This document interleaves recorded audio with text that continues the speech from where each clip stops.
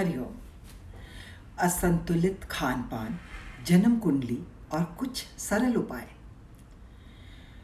हम जीने के लिए खाते हैं या खाने के लिए जीते हैं, यह बात सोचने वाली तो है।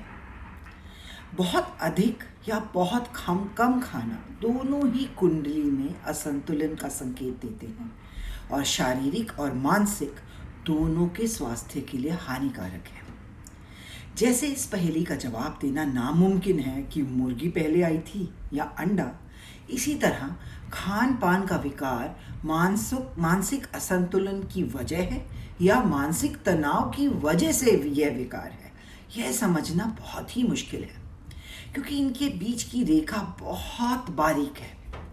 तो बस यह समझ लें कि मानसिक तनाव अधिक या कम वजन होने की दोनों संभावनाओं के साथ हाथ में हाथ डालकर चलता है, क्योंकि हर व्यक्ति सौम्य दिखना चाहता है। हमें ज़्यादातर लोग कम वजन की तुलना में अधिक वजन के बारे में ज़्यादा चिंता करते हैं, लेकिन दोनों ही स्थितियां हमारे लिए समान रूप से खतरा है। मोटापे को कम करने के सैकड़ों तरीकों की जानकारी तो मिल जाती है, लेकिन कम वजन को बढ़ाने के बारे में बात भी बहुत ही कम होती है। कुंडली का दूसरा घर हमारे खाने पीने की आदतों को इंगित करता है, लेकिन पांचवां और 12वां घर ग्रहों में आत्मनियंत्रण के होने या ना होने का संकेत देता है और इन समस्याओं के लिए समान रूप से महत्वपूर्ण है। मोटापे के लिए जिम्मेदार ग्रह बृहस्पति, चाहे वह उच्च का हो या नीच का, चंद्रमा विशेष रूप में जब वह नीच का हो, और शुक्र जब या तो वो नीच का हो या उसका संबंध किसी भी तरह से सूर्य के साथ हो, तो ये तीनों के तीनों ग्रह वजन बढ़ाते हैं। नीच के ग्रह थायराइड और डायबिटीज जैसी बीमारियां मोटापे को बढ़ावा देने का कारण बताती हैं, जिसके वजह से कभी कभी ध्यान बीमारी की तरफ ज़्यादा चला जाता है। हाँ, जेनेटिक्स का कुछ हद तक दोष तो होता ही है, लेकिन ज़्यादा आवश्यकता कुंडलियों में उपचार की आवश्यकता का संकेत देती है। और पता है, हैरानी की बात तो ये है कि गुरु और चंद्र बिना नियंत्रण खाने का शौकीन खासकर तब बनाते हैं जब वे बहुत उच्च के हों या गुरु जो है वह वक्री हो।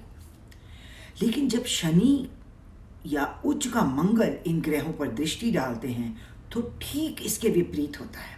आपका शरीर बहुत दुबला, ऊर्जा यानी एनर्जी का अभाव और पोषक तत्वों से वंचित होने के कारण स्वभाव चिड़चिड़ा और बेसब्रा सा हो जाता है।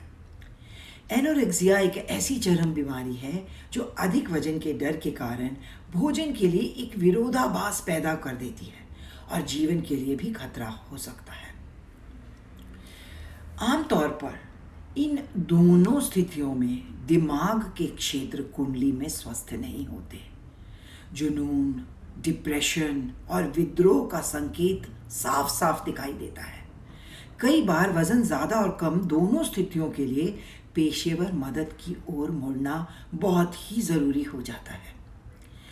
आहार विशेषज्ञ यानी कि जो डाइटिशियंस हैं बहुत प्रयास कर रहे हैं और हर तरफ पाए जाते हैं, लेकिन वे मानसिक स्थिति से निपटने के लिए निपुण नहीं हैं और इस समस्या के साथ साथ दिमागी विकार से निपटने की आवश्यकता अनिवार्य है। क्योंकि एक बार जब हम दिमाग से अपने इस अत्यधिक प्राथमिकताओं यानी कि ऑब्सेशन से बाहर आते हैं और संतुलित होने लगते हैं, तभी जागरूकता आती है और जागरूकता के साथ साथ स्वीकार करने की क्षमता।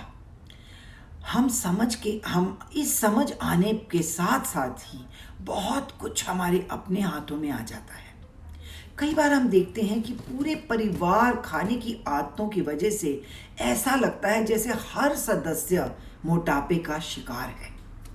यहाँ पर हम लोग ज़्यादातर जेनेटिक्स को दोष देते हैं, लेकिन परिवार की असंतुलित खाने की आदतों का निरीक्षण करने की ज़्यादा आवश्यकता है।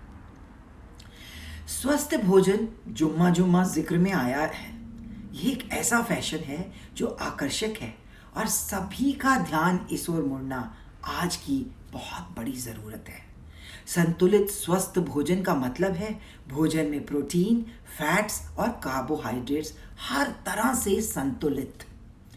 स्वस्थ भोजन के साथ कुछ सरल उपाय भी वजन की समस्याओं को संतुलित करने में बहुत मदद कर सकते हैं। उपाय जो है वह मोटापे और कम वजन दोनों अवस्थाओं के लिए लाभदायक है। शिव सहस्त्र नाम स्तोत्र का जाप या श्रवण करें। गुरु बीज मंत्र ओम ग्राम ग्रीम ग्रूम सह गुरुवे नमः। ओम ग्राम ग्रीम ग्रूम स्वह गुरुवे नमः का जाप करें। गुरु स्तोत्र गुरुवार को जरूर सुने। दिमागी परेशानियों के लिए 5वें और 12वें घर से संबंधित ग्रहों के उपायों की भी जो व्यक्तिगत कुंडली के अनुसार होते हैं उनकी सलाह लेकर वह उपाय करना भी बहुत फायदेमंद होगा।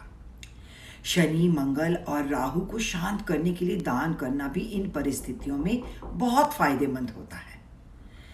यहाँ यह दोहराना आवश्यक है, सही खाना, स्वस्थ भोजन और संतुलित भोजन यही प्राथमिक है। अपने वजन की स्थिति के लिए परेशान रहना बंद करें और बस जो सही है उस पर ध्यान लगाएं, क्योंकि हमारा जीवन बहुत कीमती है और बिना शक यह स्थितियां हमें प्रतिकूल रूप से प्रभावित तो करती ही हैं, शारीरिक और मानसिक दोनों रूपों में। हरि ओम। ओम तत्सत।